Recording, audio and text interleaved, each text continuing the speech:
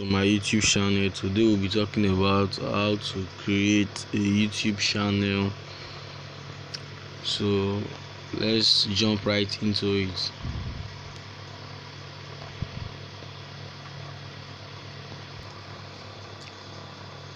So alright guys,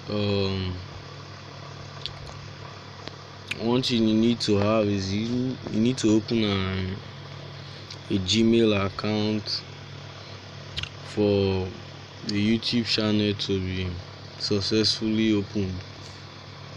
If you don't have a Gmail account, you should open one.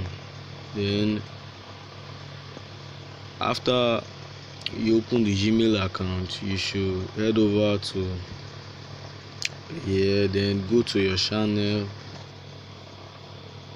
then create one, and you type the name of your channel. Type the name of your channel.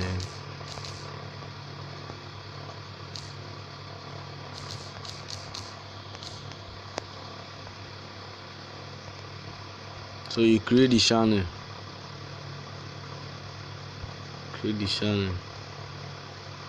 And that's it. Thanks for watching.